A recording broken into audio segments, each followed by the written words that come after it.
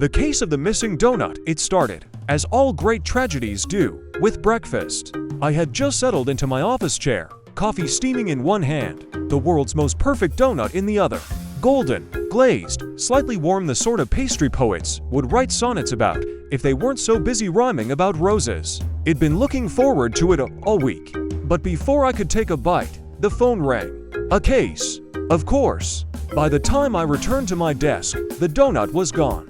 Vanished.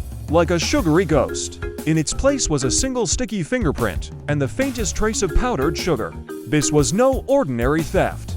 This was personal. Now, I'm a private detective. I've solved burglaries, tracked down runaway poodles, even uncovered who really stole Mrs. Henderson's prized lawn flamingo spoiler. It was her husband.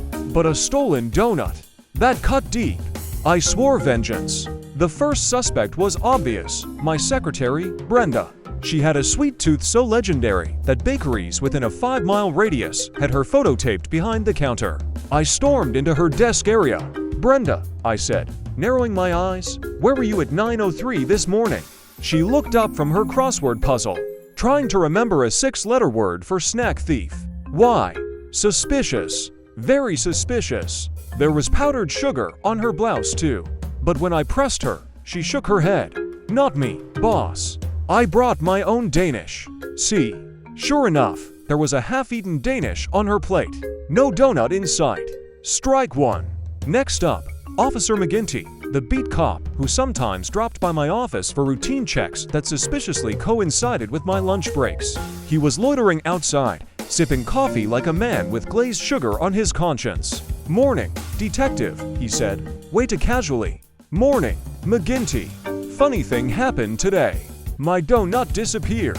He raised his eyebrows. "Tragic. You should file a report." "OH, I intend to." "With you. You got a donut-shaped hole in your story."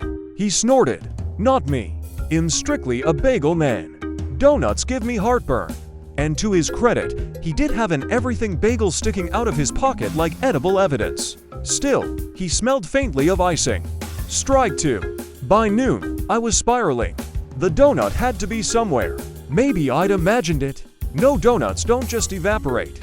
Unless they were being eaten by someone with stealth levels approaching ninja status. I retraced the scene. Desk, coffee mug, stack of unpaid bills, thanks, landlord. And then I saw it, a single sprinkle, pink, glittering under the light like a sugary clue from heaven. I followed the trail. Out the door, down the hallway, past the water cooler where someone had stuck googly eyes on the jug, and straight into the alley behind the office. And there, to my horror, was the donut box from Tony's Bakery, my temple of carbs torn open and empty. Someone hadn't just taken my donut. They'd taken the whole box. This was no longer petty theft. This was organized pastry crime.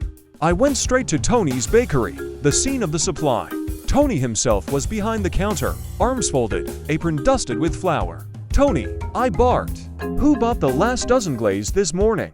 He frowned. "Funny you ask. Some shady-looking guy in a trench coat bought the lot. Paid in crumpled singles. Smelled like cinnamon." A trench coat, you say?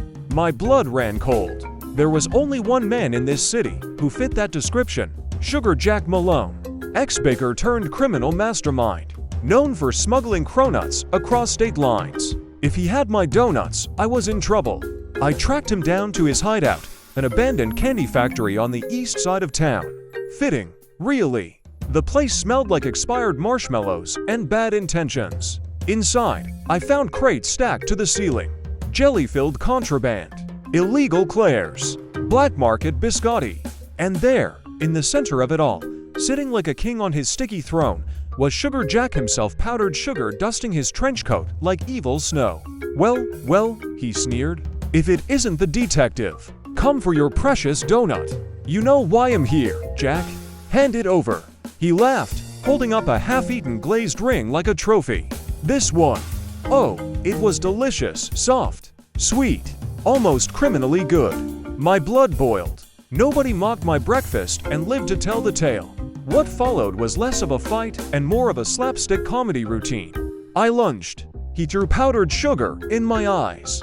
I swung wildly and hit a crate, releasing a flood of rogue jelly donuts that rolled across the floor like sugary bowling balls. He slipped, I slipped, and we both went down in a cascade of sprinkles. When the dust settled literally, because I was coughing up cocoa powder, there it was. My donut, rolling gently across the floor, miraculously untouched, like it had been spared by the pastry gods. I dove, arms outstretched, slow motion style.